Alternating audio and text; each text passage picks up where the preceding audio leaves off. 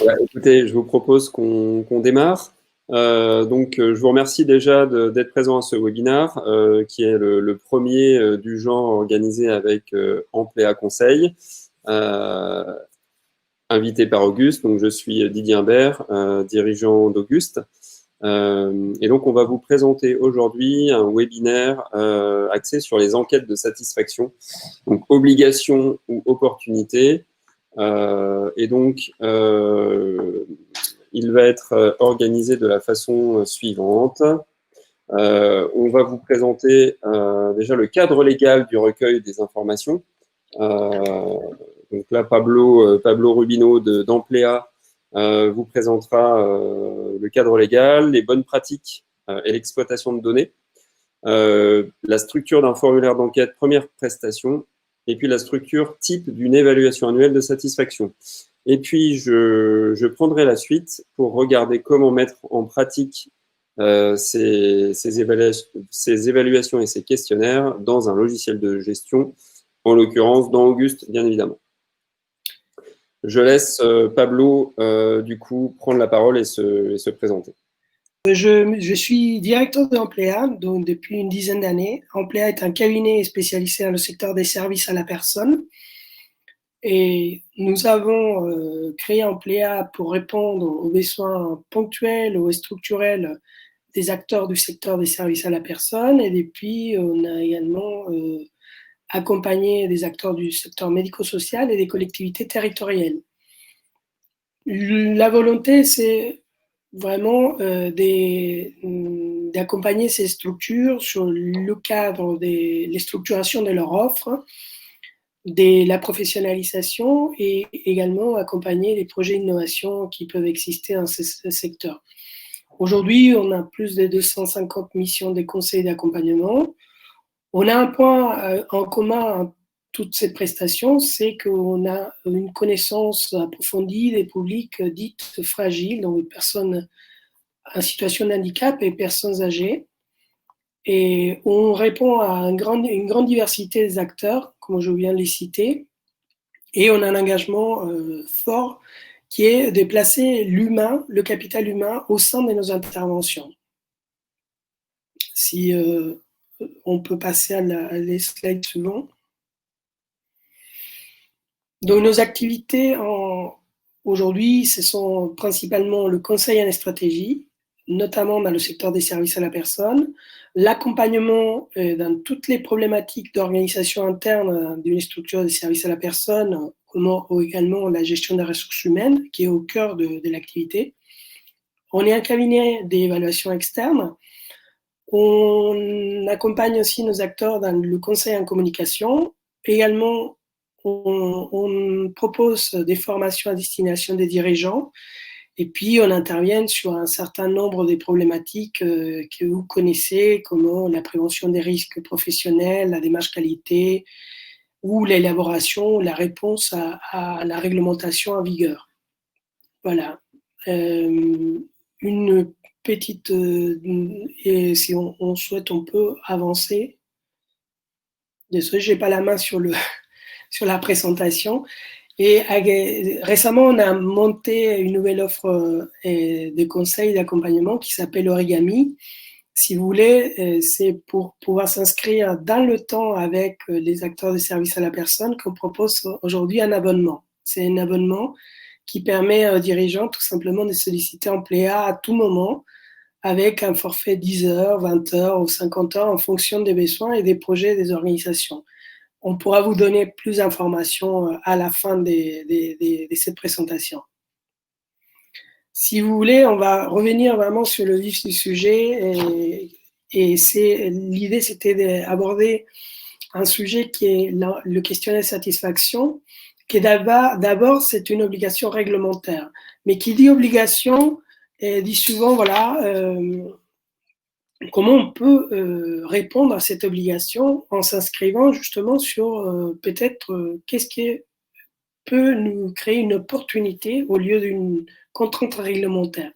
Bon, rapidement, on va rappeler quand même que élaborer un questionnaire de satisfaction et conduire une enquête de satisfaction dans le secteur des services à la personne est une démarche obligatoire, que ce soit dans le cahier des charges de l'autorisation ou dans le cahier des charges de l'agrément ou encore pour des services mandataires. Et vous avez cette obligation de réaliser une enquête annuelle à minima et pour évaluer la satisfaction sur les prestations que vous proposez à vos clients. Une fois que vous avez recueilli ces informations, il vous est demandé également de traiter cette information, d'analyser d'un point de vue statistique et mener une analyse qui vous permet d'établir finalement un bilan global de la satisfaction sur l'année passée et de restituer en quelque sorte, si bien ça peut être certains éléments de cette enquête, aux différentes parties prenantes et notamment aux clients.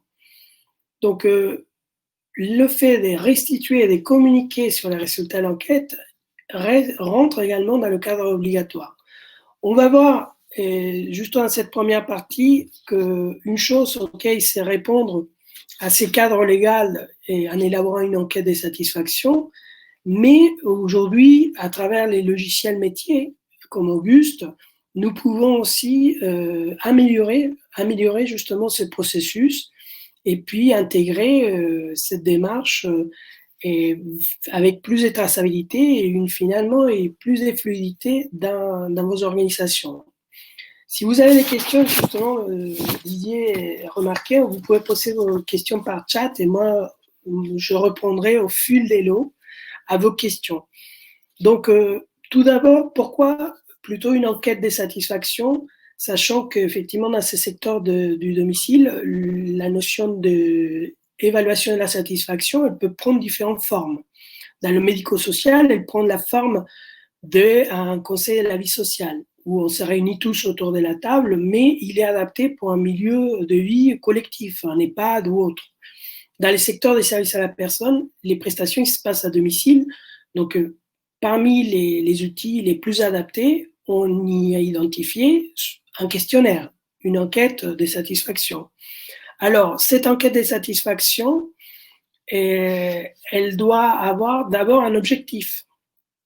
Pourquoi? Parce que soit on peut établir une enquête de satisfaction annuelle, ou on peut établir aussi des enquêtes de satisfaction plus ponctuelles sur la prise en charge, sur le démarrage d'une prise en charge, ou encore sur la fin d'une prise en charge à domicile. C'est pour cela que d'abord la première question s'est posée sur cette démarche d'évaluation de la qualité, évaluation de la satisfaction, c'est quels sont mes objectifs? Alors, à quoi ils vont servir, à quoi il va servir mon enquête? Est-ce que mon but, c'est d'améliorer la prise en charge et l'accompagnement à domicile? Ou est-ce que mon but, c'est plutôt améliorer l'organisation interne à mon service? Il se peut que vous ayez ces deux objectifs, à la fois améliorer la prise en charge et améliorer mon organisation, et ça va forcément demander à que vous puissiez évaluer ou mesurer à la fois des aspects qui se passent chez le client à domicile et des aspects qui se passent en agence au sein de votre organisation. Donc, je vais mesurer par exemple la qualité de mon accueil, je vais évaluer la qualité de prestations que je fournis à mes clients. Et cependant, dans cette enquête de satisfaction, on aura moins la place finalement pour ce qu'on dit valider des tendances ou explorer des nouvelles tendances de consommation. C'est pas forcément l'objectif que je vais pas forcément faire dans mon enquête de satisfaction tester des nouveaux produits ou des services. Si je souhaite tester des nouveaux produits ou des services et questionner mes clients sur ces sujets, forcément, je vais faire peut-être un autre type de questionnaire. Donc, à ces sujets, quelles vont être les thématiques, les grandes thématiques qu'on va aborder et pour structurer ces questionnaires? Alors, parmi les thématiques qu'on va découvrir juste par la suite, ça va être l'accueil, que ce soit téléphonique ou physique. C'est un point important dans la satisfaction des clients et aujourd'hui de pouvoir évaluer, si vous voulez, l'accueil. Pourquoi? Parce que l'accueil, en quelque sorte, renvoie l'image de l'entreprise. Est un élément, déjà au moins l'accueil physique, est un élément vitrine pour votre organisation. Ensuite, il y a les thématiques comme les services qui sont proposés, l'information disponible en agence, l'analyse des besoins que vous organisez à domicile et finalement une perception globale de ces services. C'est pour cela que on vous propose déjà peut-être une première, ce n'est pas une obligation, mais une première enquête de satisfaction qui va être plutôt destinée à évaluer les prestations, les premières prestations de services et que notamment il va avoir comme point vraiment le plus important l'accueil et les services qui sont proposés. C'est là où je vous dis, on peut avoir une première question qui aborde la qualité et l'accueil en agence et on va pouvoir évaluer différents items comme les horaires d'accueil, l'amabilité, la disponibilité des personnes, la mise en contact avec le bon interlocuteur. Donc, ces éléments, ils vont être les critères que vous souhaitez évaluer. Après, vous me direz, bon, ok, une fois que j'ai ces critères à évaluer, que j'ai identifié ces critères à évaluer, parce que mon objectif était d'évaluer et de mesurer la qualité de mon accueil, il s'agit de choisir avec quelle grille, avec quelle va être finalement l'échelle qui va correspondre au mieux pour évaluer. Est-ce que ça va être, est-ce que je vais évaluer de cette façon ces critères avec une question ouverte? Est-ce que je vais évaluer avec une question fermée ou est-ce que je vais faire une échelle d'évaluation? Si vous voulez, quand vous avez plusieurs critères à évaluer, le mieux, c'est d'établir une échelle et à savoir, bon, effectivement, sont très prisés les enquêtes de satisfaction, les échelles, que par exemple, ils définissent très satisfaisant, satisfaisant, plutôt insatisfaisant ou très insatisfaisant. Cet degré ou cette échelle, qu'on va dire ce sont des échelles verbales, et à différentes des échelles des 1 à 10, qui sont des échelles justement plutôt numériques, pardon, ont l'avantage d'être plus neutres, car voilà, sont souvent utilisés justement pourquoi? Parce que en quelque sorte sont plus simples à répondre.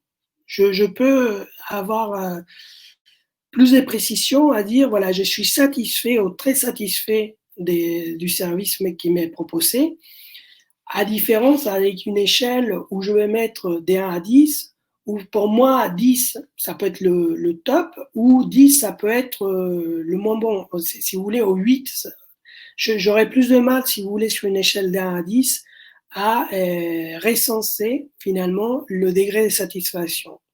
Vous pouvez bien évidemment choisir la typologie d'échelle que vous souhaitez utiliser. Ça peut être, si vous voulez, verbal, comme je vous disais, le degré de satisfaction, je suis satisfait ou insatisfait, ou encore, vous pouvez utiliser cette échelle qui est utilisée des 1 à 10, ou encore une échelle avec aussi des smileys, ou c'est une échelle plutôt avec des icônes qui vont permettre de mesurer la satisfaction.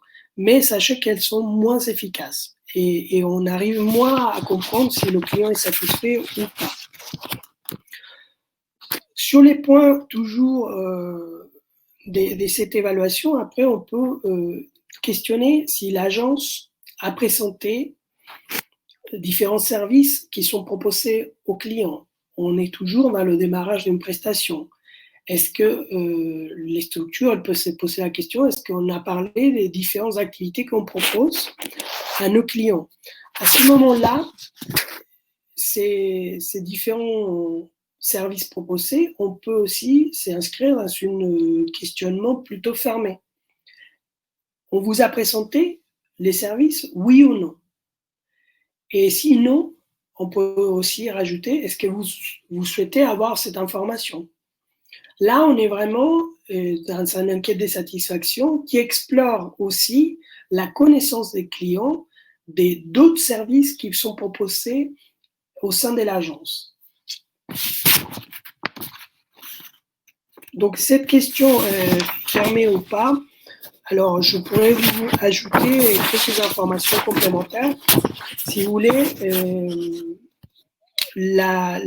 on a cette question fermée finalement qui sert à vraiment donner des choix limités à la personne et ce sont des questions utiles vraiment pour vérifier des points très précis. Avez-vous eu, par exemple, le livret d'accueil? Oui ou non? Avez-vous eu le contrat? Oui ou non? Si vous souhaitez et vous pensez qu'il est important aujourd'hui d'évaluer quels sont les différents documents reçus au moment de la prise en charge par le client, à ce moment-là, cette question ouverte, fermée entre oui et non, vous permet vraiment de vérifier des points très précis de votre processus de prise en charge, et notamment dans la réception des différents documents obligatoires, comme le contrat, le devis, le règlement de fonctionnement, le livret d'accueil, le projet personnalisé d'aide et d'accompagnement, bon, autant des documents que vous pouvez transmettre lors de la prise en charge. Ensuite, vous allez pouvoir évaluer les informations concernant, si je peux revenir sur le point B, et voilà, merci. Et d'autres informations, s'ils sont suffisamment informés sur les modalités de financement, sur le rôle de l'agence. Là encore, on est sur une question de oui et non, ou si on vous a remis effectivement ces documents, les documents obligatoires. Ou aussi, on peut être sur une question qui est fermée. Alors, le point C, et on arrive, si vous voulez, un peu à la prestation au domicile. Et dans cette prestation au domicile, on va plutôt évaluer à nouveau différents critères de cette prestation. Est-ce qu'il y a une analyse des besoins qui a été réalisée? Est-ce que cette analyse répond à votre demande, répond à vos attentes? Est-ce que vous êtes très satisfait, plutôt insatisfait ou insatisfait? Pensez-vous que votre demande ait été bien prise en compte? Est-ce que vous a-t-on présenté votre intervenant avant le début de la prestation? Ça, bien sûr, ça reste à évaluer si cette question est pertinente par rapport à la typologie des prestations que vous proposez ou votre méthode de mise en place des services. À ces jours, quel est votre avis global sur le travail qui est effectué ou qui est fait à domicile? Donc là, on finit, si vous voulez, cette question qui est abordée plus l'analyse de la demande par une question qui aborde plus sa satisfaction globale. Souvent, on peut utiliser dans des questionnaires de satisfaction, une fois qu'on a posé des questions très précises, finir finalement avec une question qui porte un peu plus large et qui dit, bon, finalement, est-ce que vous êtes globalement satisfait ou quelle est votre perception globale en termes de satisfaction? Parce que sur des choses très précises, le client ou le bénéficiaire, il va pouvoir avoir vraiment un sentiment personnel, mais ensuite, il peut avoir un aperçu global de la prestation qui est plutôt très satisfaisant. Cependant, quand on lui pose la question sur différents aspects précis de cette prise en charge, à ce moment-là, il va être satisfait ou plutôt insatisfait. Vous voyez, c'est vraiment intéressant aussi, cette questionnaire, qu'elle puisse aussi avoir de temps en temps des questions qui portent sur la globalité. Comme on est sur la première partie, c'est une première prise en charge. Est-ce que les intervenants qui interviennent à domicile, ils sont plutôt aimables, disponibles, ponctuels, professionnels, efficaces? Là, on utilise une échelle d'évaluation et qui permettent, on va dire, de choisir un degré de qualité.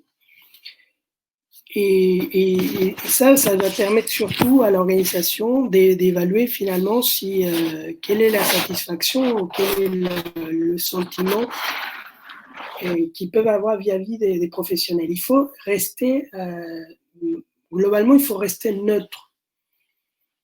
Et sur ce type de questions, il faut rester effectivement soit sur des compétences, soit sur des qualités humaines, mais sans induire finalement à des sujets qui pourraient être interprété comme un tendancieux ou être interprété finalement comme, comment dire, à sortir du cadre professionnel.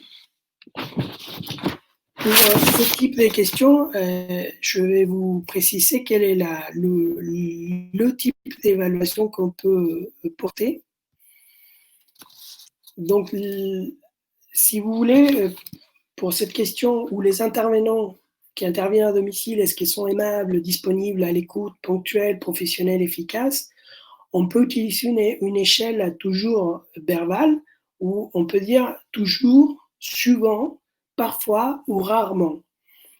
Ce qui va permettre justement de dire, voilà, est-ce que c'est toujours aimable, souvent aimable, parfois aimable, rarement aimable. Là, on a parlé de la grille au niveau des satisfaits ou pas satisfaits. Ici, on va plutôt parler d'une grille qui va ramener une récurrence. Une récurrence parce que cette qualité, on veut savoir si elle est toujours présente dans la prestation ou pas. Est-ce que voilà, la personne elle est toujours ponctuelle, souvent ponctuelle, parfois ponctuelle ou rarement ponctuelle. Souhaiteriez-vous effectivement que nous réalisions d'autres tâches à votre domicile? Là, on va aborder une question plutôt ouverte. Pourquoi? Parce qu'elle est projective. Au moment que vous projetez sur une réalisation, sur quelque chose que vous ne proposez pas, il faut ouvrir la question. Idéalement, cette question ouverte, dans les questionnaires de satisfaction, ils doivent être très limités. Vous ne pouvez pas, vous pouvez en avoir une, effectivement, ou deux. Vous pouvez avoir aussi des questions ouvertes quand la réponse a conduit à une réponse négative. C'est-à-dire, vous n'êtes pas satisfait, alors pourquoi?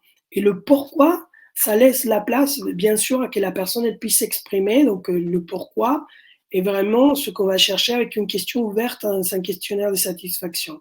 Cependant, pourquoi ne pas utiliser beaucoup de questions ouvertes? La difficulté, c'est le traitement de l'information. Après, une fois que vous avez un volume important des questionnaires à traiter, si vous avez établi beaucoup de questions ouvertes, vous allez devoir les traiter une par une. Cependant, si vous avez utilisé des échelles, comme on les a présentées, soit des satisfactions ou soit des fréquences, vous allez pouvoir plus facilement exploiter les données. Pourquoi? Parce qu'il y a un enjeu derrière, non seulement de réaliser l'enquête de satisfaction, mais aussi de l'exploiter. Et pour la suite, justement, bon, c'est plus finir toujours sur une appréciation globale. Est-ce que vous recommanderez à vos proches nos services ou est-ce que vous avez des commentaires de suggestions d'amélioration? Encore une fois, voilà, ce sont des questions soit oui, soit non pour la recommandation. Et les commentaires ou suggestions d'amélioration, ça peut être une question ouverte qui clôt cette enquête de satisfaction pour une première prestation ou suite, on va dire, elle peut avoir lieu, cette type d'enquête, elle peut avoir lieu dans le mois qui suit la prise en charge. Je vais passer à la deuxième typologie des enquêtes de satisfaction qui est l'évaluation annuelle de la satisfaction. Celle-ci est obligatoire, comme je vous l'avais dit, et l'objectif, effectivement, c'est de répondre, de présenter l'enquête, ses objectifs, ses modalités de réponse, et de présenter justement des remerciements. Donc, à la fin, justement, on remercie les personnes pour avoir participé à l'enquête. Donc, c'est toujours intéressant d'initier cette enquête annuelle en disant pourquoi on va chercher la satisfaction. Il est important pour vous de mesurer la satisfaction et vous avez un objectif d'améliorer de façon continue la qualité. C'est pour cela que de façon anonyme, vous proposez de remplir cette enquête de satisfaction et que finalement, toutes ces informations ils vont être traitées dans le cadre du respect de la confidentialité donnée et dans le respect de la RGPD. Si vous voulez, c'est un laïus, c'est quelques informations que vous pouvez mettre comme introduction à votre enquête de satisfaction. Ensuite, vous pouvez tout de même proposer de citer le nom ou le prénom de la personne de façon facultative. Vous avez de fait une enquête, elle est de fait anonyme. Si vous voulez, c'est un facteur, c'est une règle, on va dire, dans les enquêtes, c'est de proposer l'anonymité, de proposer l'anonymat et pour répondre à une enquête de satisfaction. Cependant, vous pouvez suggérer que la personne réponde en son nom et prénom. Mais en tout cas, ne voyez pas ça comme une obligation pour vos clients parce que ça va potentiellement diminuer le taux de réponse. Alors, donc on peut situer finalement si c'est la typologie des prestations qui va évaluer. Est-ce que c'est l'aide à domicile? Est-ce que c'est l'aide ménagère ou la livraison de repas?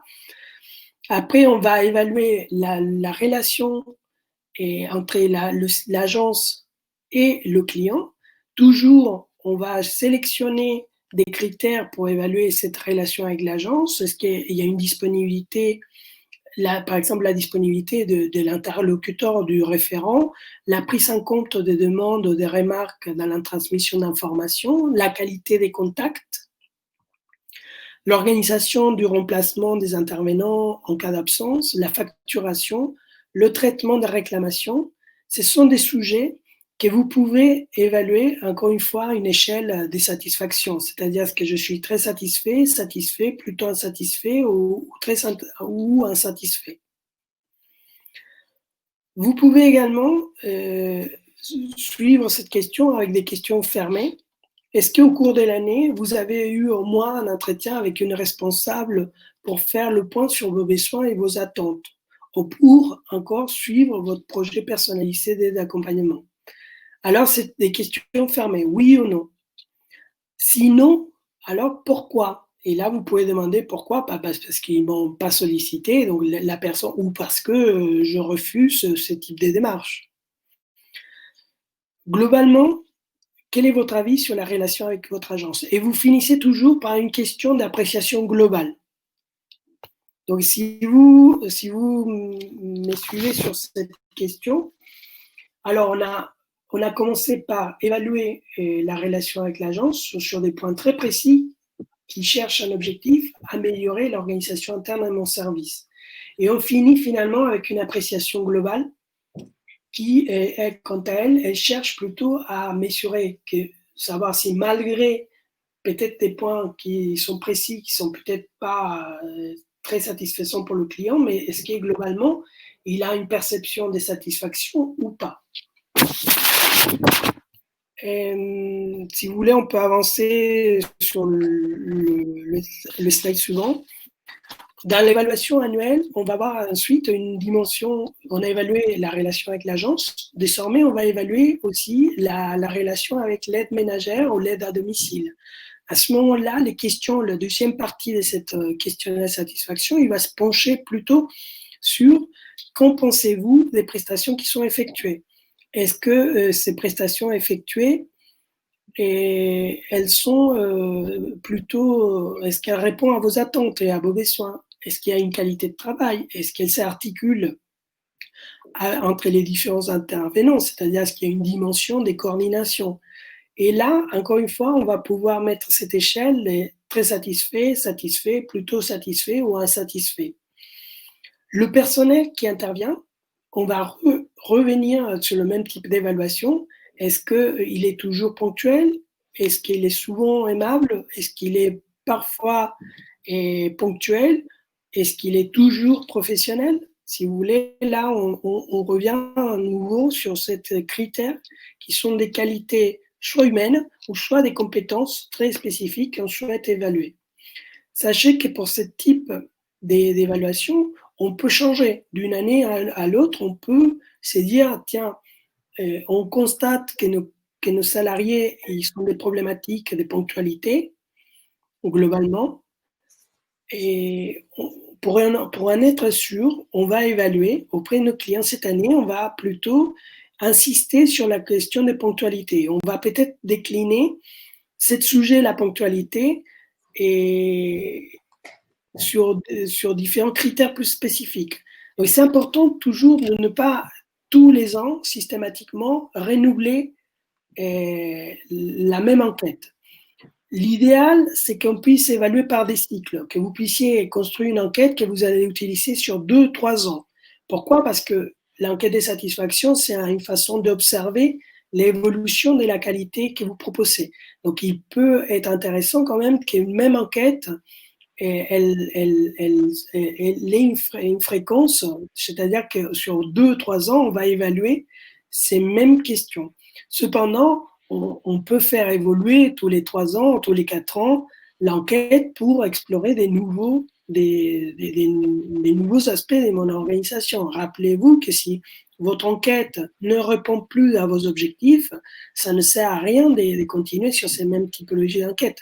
D'ailleurs, c'est souvent un des freins à l'assiduité, enfin à la régularité de la réalisation de ces enquêtes, c'est-à-dire que les dirigeants, ils me disent, bon, écoutez, l'enquête ne m'apporte rien. Elle ne m'apporte rien, elle n'apporte rien à mes clients, donc j'arrête de la faire. Pour qu'elle puisse continuer à vous apporter des choses, il faut que cette enquête soit en capacité d'évoluer. Et donc, non, tout simplement, c'est la déclinaison, comme on l'a cité, sur la première partie. On peut décliner aussi sur des services spécifiques que vous proposez et que vous souhaitez.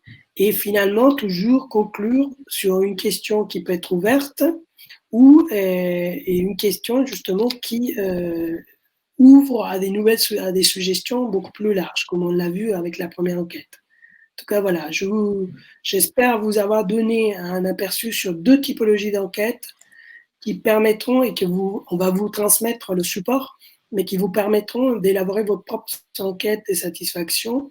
Et Didier va vous présenter comment vous pouvez justement mettre en pratique ça avec le logiciel Auguste. Alors effectivement, vous aurez d'abord le replay de ce webinaire et puis effectivement, je crois que Pablo pourra vous envoyer aussi un petit complément qu'il a préparé éventuellement pour vous. Et de toute façon, si vous avez des questions, n'hésitez pas à revenir vers nous, vers Pablo ou vers moi pour aller plus loin. Là, je vais vous présenter du coup la mise en pratique, en particulier de l'enquête de première prestation dans Auguste. Donc rapidement, pour ceux qui ne connaissent pas Auguste, puisqu'il y en a dans l'assistance, Auguste est un logiciel et le logiciel de gestion tout en un des services à la personne depuis 14 ans. Voilà, c'est un outil global, complet, qui gère à peu près tout sur le secteur, en tout cas des services à la personne. Donc c'est un outil tout en un, modulaire, voilà, qui en particulier, donc un des points importants qu'on verra et qui est utile dans le cadre des enquêtes satisfaction, ce sont les extranets clients. Puisqu'en fait, on va se baser sur ces extranets pour publier les enquêtes et demander à nos clients de répondre et de récolter l'information de manière à dématérialiser ce processus d'enquête qui peut être un petit peu compliqué, surtout si c'est papier, etc. Donc là, on propose en tout cas au travers d'Auguste de dématérialiser le processus et de l'automatiser également. Par des envois automatiques sur condition de mail, de manière à vous éviter en tout cas d'avoir à le faire manuellement ou à noter dans vos agendas, tiens, il faut que je sollicite mon client pour avoir son avis à telle date, etc. Voilà. Auguste est une solution labellisée et reconnue, donc FEDESA, FESP, SINERPA. D'ailleurs, je vous rappelle que si vous êtes en tout cas dans l'aide à domicile et que vous êtes adhérent à l'une de ces fédérations, vous avez droit à des financements de la part du CNSA de 50% de vos frais de logiciels, de télégestion, de site web, même par nos soins. Donc n'hésitez pas à revenir vers nous. Là, il y a vraiment des choses intéressantes. Et puis on a une solution moderne, et dynamique voilà, et reconnue également par ses innovations. On fait partie du groupe Médicis, donc 30 ans d'expérience dans le médico-social. une centaine de collaborateurs présents dans toute la France et dans les Antilles également. Voilà, alors on ne va pas perdre plus de temps, je vais tout de suite lancer la présentation directement sur le logiciel. Alors, donc vous voyez ici voilà, le back-office d'Auguste, donc accessible bien évidemment sur Internet via un navigateur. Et donc là, pour aller configurer mes enquêtes de satisfaction, je vais tout simplement aller dans le menu administration, paramètres, et chercher mes formulaires de satisfaction client. Donc voilà, ici, vous voyez que j'ai paramétré l'enquête de satisfaction première prestation, donc on va regarder, donc où j'ai repris quelques éléments, je dirais, de la présentation de Pablo. Donc quel est votre avis, par exemple, sur l'accueil dans votre agence, les horaires d'accueil et la maniabilité du personnel, donc avec une échelle, par exemple, effectivement, verbale, très satisfaisant, satisfaisant, plutôt insatisfaisant, insatisfaisant. Ce qui est intéressant, c'est quand je regarde cette enquête qui a déjà été publiée, je vois le nombre de fois où ont été sélectionnés les différents éléments. Donc, ce qui permet d'avoir tout de suite une visibilité sur déjà sur la satisfaction. Donc, je sais que j'ai un client qui m'a déjà répondu très satisfaisant, etc. Ici, je suis sur, par exemple, plutôt du multi-case à cocher. Donc là, le client va pouvoir cocher plusieurs cases. Votre agence vous a-t-elle présenté les différents services proposés? Et là, je peux cocher une ou plusieurs cases. Donc là, on voit également les statistiques directement. On a également des questions fermées, oui ou non. Donc, une seule réponse possible. Voilà. Et puis, les questions ouvertes, ici, évidemment. Donc, voilà ici mon formulaire. Alors, je vais juste vous montrer après comment on crée une question. Là, on vous retrouvez ici la liste de toutes les questions. Vous avez la date de publication. Donc, ça, on a deux modes dans Auguste, par exemple. On peut très bien dire, tiens, je vais lancer une enquête. Et puis, pendant un mois, mes clients vont la voir sur leur portail et vont pouvoir y répondre. Donc ça, c'est le premier mode. Le deuxième mode, c'est de dire, là, on va l'automatiser, cette enquête, c'est-à-dire qu'on va l'envoyer par email, envoyer un lien par email. Par exemple, ça peut être 24 heures ou 48 heures après la première prestation. Donc, on enverrait cette enquête. Et puis, tous les ans, à partir de la date de démarrage de contrat, j'envoie mon enquête annuelle. Je peux envoyer aussi des enquêtes semestrielles, etc. Voilà, tout est possible. Donc, deux moyens de le faire. Ici, bien évidemment, je vais pouvoir imprimer mon enquête aussi. Voilà, je peux l'imprimer, mais c'est pas l'objectif. Je vais ici revenir sur une enquête qui est brouillon, voilà, pour vous montrer comment j'ajoute une question. Donc, tout simplement, j'ajoute une question, je lui mets un libellé, et puis je choisis le type d'élément, donc soit plusieurs réponses possibles, donc plusieurs cases à cocher, soit une seule case à cocher, soit un bouton radio, donc une seule réponse possible parmi plusieurs choix, et puis un champ texte pour les réponses de type ouverte. Voilà. Et ensuite, je vais pouvoir ajouter mes réponses possibles ici. Hein, donc, ça peut être oui, non, peut-être, etc.